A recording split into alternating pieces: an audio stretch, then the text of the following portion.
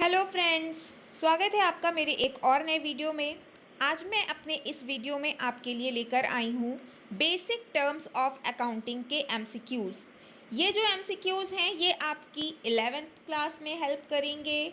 आपके जो भी कॉम्पिटिटिव एग्ज़ाम होते हैं अकाउंटेंट के या फिर अकाउंट से रिलेटेड जितने भी कॉम्पिटिटिव एग्ज़ाम्स होंगे उन सभी एग्ज़ाम्स में ये आपकी हेल्प करेंगे। टीजीटी के एग्ज़ाम में ये आपकी हेल्प करेंगे, टीजीटी कॉमर्स के एग्ज़ाम में।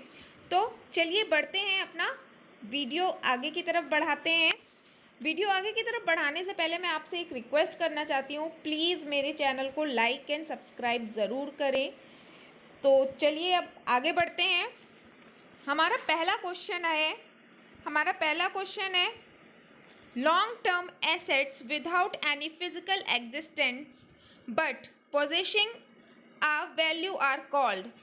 लॉन्ग टर्म एसेट्स जिसका कोई फिजिकल एग्जिस्टेंट नहीं है लेकिन उसकी जो वैल्यू है उसका पोजीशन ज़रूर है। तो ये क्या है, ये किस टाइप की एसेट्स होती है? ऐसी एसेट्स जिसका कोई फिजिकल एग्जिस्टेंस नहीं होता है लेकिन वो लॉन्ग टर्म के लिए होती है, एक लॉन्ग टर्म एसेट्स होती है। इस टाइप की जो एसेट्स होती हैं वो इंटेंजिबल एसेट्स कहलाती हैं, मतलब जिसको हम देख नहीं सकते लेकिन हमारे पास उसकी एक वैल्यू होती है। तो इस टाइप की जितनी भी एसेट्स होती हैं वो इंटेंजिबल एसेट्स कहलाती हैं, जिसको हम देख नहीं सकते, टच नहीं कर सकते। तो इस क्वेश्चन का जो राइट आंसर है वो हो जाएगा आपका A option, that is intangible assets. बढ़ते हैं अपने अगले क्वेश्चन की तरफ। अगला क्वेश्चन है हमारा the assets that can be easily converted into cash with in a short period that is 1 year or less are known as। ऐसी एसेट्स जिसको हम लोग इजीली कैश में कन्वर्ट कर सकते हैं, 1 साल के अंदर या फिर इससे कम समय के अंदर हम उस एसेट्स को, अपने एसेट्स को कैश में कन्वर्ट कर लें इजीली, उसको क्या बोलते हैं? तो इस टाइप की जो एसेट्स होती हैं उसको हम लोग बोलते हैं करंट एसेट्स। तो इस क्वेश्चन का जो राइट आंसर हो जाएगा वो होगा आपका ए ऑप्शन, करंट एसेट्स। चलिए बढ़ते हैं अपने नेक्स्ट क्वेश्चन की तरफ। हमारा अगला क्वेश्चन है copyright, patent and trademark are example of. Copyright जो होता है या पेटेंट होता है या ट्रेडमार्क होता है, ये जितनी भी चीजें यहाँ पर दी हुई हैं ये आपकी एसेट्स हैं। ये किस चीज का एग्जाम्पल है, किस टाइप की एसेट्स का एग्जाम्पल है? तो ये जो है आपकी, ये इंटेंजिबल एसेट्स का एग्जाम्पल होती हैं, जिनको हम ये इन एसेट्स की वैल्यू हमारे अकाउंट्स में होती है लेकिन हम इसको टच नहीं कर सकते, इसको देख नहीं सकते, इनका कोई फिजिकल एग्जिस्टेंस नहीं होता है। तो इस टाइप की जो एसेट्स होती हैं उनको इंटेंजिबल एसेट्स कहते हैं। तो इसका जो, इस क्वेश्चन का जो राइट आंसर है वो हो जाएगा आपका सी ऑप्शन। नेक्स्ट क्वेश्चन है हमारा द डेप्थ which are to be repaid within a short period a 1 year और less are referred to as. ऐसा लोन, ऐसी डेप्ट या ऐसी उधारी जिसको हम शॉर्ट पीरियड में रीपे कर सकते हैं, रीपे करते हैं। शॉर्ट पीरियड कौन सा होता है आपका? 1 year का या उससे कम समय का जो पीरियड होता है वो शॉर्ट पीरियड होता है। इस शॉर्ट पीरियड में ऐसी उधारी जिसको हम रीपे करते हैं वो क्या होती है? तो ऐसी जो उधारी होती है, उधारी हमारी लायबिलिटी होती है, जो डेप्ट होती है वो हमारी क्या होती है? लायबिलिटी होती है। तो जिस डेप्ट को हम शॉर्ट पीरियड में रीपे करते हैं उसको हम लोग क्या बोलते हैं? करंट लायबिलिटी बोलते हैं। तो इस क्वेश्चन का राइट आंसर हो जाएगा आपका ए ऑप्शन, क्या हो जाएगा? Current liability. बढ़ते हैं अपने नेक्स्ट क्वेश्चन की तरफ। नेक्स्ट क्वेश्चन है हमारा gross profit is. Gross profit क्या है? तो पहला ऑप्शन दिया हुआ है cost of goods sold plus opening stock. Second option है sales minus cost of goods sold. Third option है sales minus purchase and fourth option है नेट प्रॉफिट माइनस एक्सपेंसेस। इस क्वेश्चन का जो राइट आंसर है वो हो जाएगा आपका B option, sales minus goods of cost of goods sold. जितनी भी कॉस्ट ऑफ होती है गुड्स सोल्ड की, जो भी गुड्स सेल किया जा रहा है उसकी जो भी कॉस्ट होती है, अगर हम उसको सेल्स से माइनस कर देंगे तो हमारा जो निकल के आता है प्रॉफिट, उसको हम लोग ग्रॉस प्रॉफिट बोलते हैं। तो इसका जो आंसर हो जाएगा, इसका राइट आंसर हो जाएगा आपका sales minus cost of goods sold. आगे बढ़ते हैं अपने नेक्स्ट क्वेश्चन की तरफ। हमारा नेक्स्ट क्वेश्चन है, net profit is calculated in which of the following account. जो नेट प्रॉफिट है वो हम लोग किस अकाउंट की हेल्प से कैलकुलेट करते हैं? तो नेट प्रॉफिट हम लोग प्रॉफिट एंड लॉस अकाउंट की हेल्प से कैलकुलेट करते हैं। आपका जो ग्रॉस प्रॉफिट है वो ट्रेडिंग अकाउंट की हेल्प से कैलकुलेट किया जाता है, क्योंकि ट्रेडिंग अकाउंट में जितने भी आपके डायरेक्ट एक्सपेंसेस हैं वो आपके रेवेन्यू से माइनस किए जाते हैं। तो डायरेक्ट एक्सपेंसेस जब हम रेवेन्यू से माइनस करते हैं तो जो हमें कैलकुलेट होकर मिलता है वो हमें ग्रॉस प्रॉफिट मिलता है।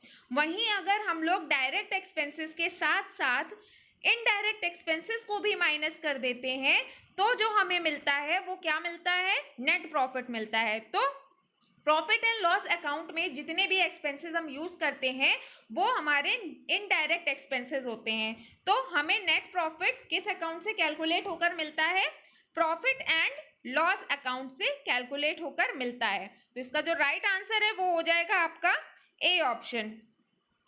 अगला क्वेश्चन है हमारा, the charges of placing commodities into a saleable condition should be charge to.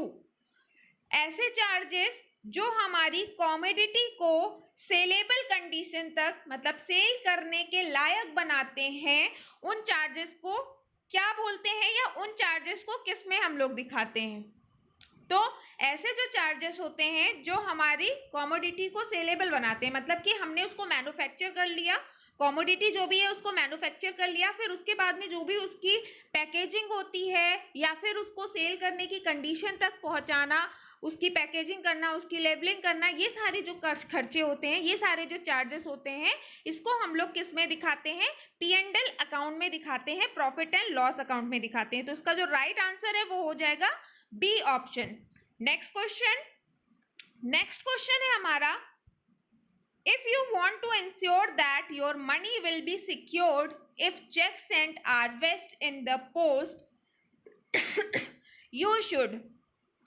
अगर आप चाहते हो कि आपकी मनी सिक्योर रहे, आपने कोई चेक इशू किया है किसी को और आप चाहते हो कि उस चेक को कोई गलत यूज ना करे, किसी गलत के हाथ में वो पैसा ना चला जाए, आपकी जो मनी है वो सिक्योर रहे, तो आपको इन ऑप्शन में से क्या करना पड़ेगा? तो पहला ऑप्शन दिया हुआ है ऑलवेज पे बाय चेक कैश। क्या हम लोग हमेशा कैश में ही पेमेंट करें, चेक का यूज ना करें? तो ये ऑप्शन आपका गलत हो जाएगा। फिर है B option, cross your cheque account payee only not negotiable. तो ये जो ऑप्शन है आपका बी ऑप्शन, ये ऑप्शन करेक्ट होगा अगर आप अपनी चेक को, जो भी चेक आपने जिस भी पर्सन को इशू की है, उसमें से आप अपना पैसा सिक्योर रखना चाहते हो। आप चाहते हो कि जो पैसे की, जिस अमाउंट की मैं चेक इशू कर रही हूँ उसको वो बिल्कुल सिक्योर रहे, वो उसी के ही पास पहुंचे जिसको मैं देना चाहती हूँ। तो क्या करना है आपको? चेक के साइड में डबल जो लाइन है, डबल लाइन वहां पर खींच देनी है, साइड में क्रॉस बना देना है, डबल लाइन से दो पैरेलल लाइन बना देनी है और लिखना है वहां पे अकाउंट पे ही ओनली और नॉट निगोशिएबल। ये करने से जो आपका पैसा है वो सिक्योर रहेगा, वो सिर्फ उसी के ही पास जाएगा जो जिसको आपको उसका पेमेंट करना है। तो इस क्वेश्चन का जो राइट आंसर है वो हो जाएगा B option. Next question, if you take goods from for own use we should. अगर आप अपने ओन यूज के लिए, अपने पर्सनल यूज के लिए गुड्स को लेते हो, गुड्स को विड्रॉ करते हो अपने बिजनेस से, तो एंट्री क्या होगी? तो पहला ऑप्शन जो हमारा दिया हुआ है वो दिया है debit drawing account, credit purchase account. Second option है debit drawing account, credit stock account. Third option है debit sales account, credit stock account. Fourth option है debit purchase account, credit drawing account. तो इसका जो राइट आंसर है वो हो जाएगा ए ऑप्शन, हम लोग ड्राइंग अकाउंट को डेबिट करते हैं और परचेज अकाउंट को क्रेडिट करते हैं अगर हमने गुड्स को ड्राइंग किया है। अगर गुड्स को हमने अपने पर्सनल यूज के लिए लिया है तो हम लोग परचेज अकाउंट को क्रेडिट करेंगे। तो आपकी जो एंट्री हो जाएगी वो हो जाएगी drawing account debit to purchase account, यानी कि ड्राइंग अकाउंट को हम डेबिट कर रहे हैं और परचेज अकाउंट को क्या कर रहे हैं, क्रेडिट कर रहे हैं। तो इसका जो राइट ऑप्शन है वो हो जाएगा ए ऑप्शन।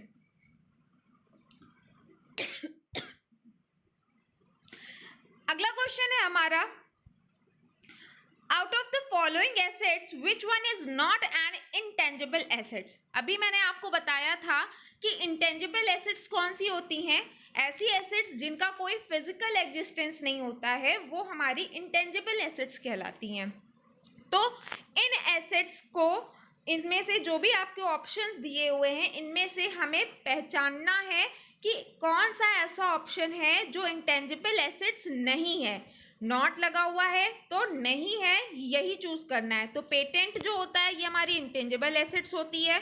आपको इन्वेस्टमेंट दिया हुआ है, गुडविल दिया हुआ है और ट्रेडमार्क दिया हुआ है। तो पेटेंट हमारा इंटेंजिबल एसेट्स होती है, ट्रेडमार्क भी हमारा इंटेंजिबल एसेट्स होता है, गुडविल भी हमारी इंटेंजिबल एसेट्स होती है, इसको भी हम टच नहीं कर सकते हैं। लेकिन जो इन्वेस्टमेंट है ये आपकी इंटेंजिबल एसेट्स नहीं होती है, ये आपकी करंट एसेट्स की कैटेगरी में आता है।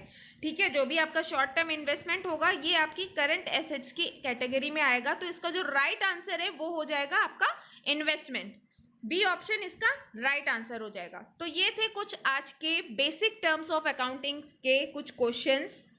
कैसा लगा आपको वीडियो, प्लीज़ कमेंट में ज़रूर बताएं।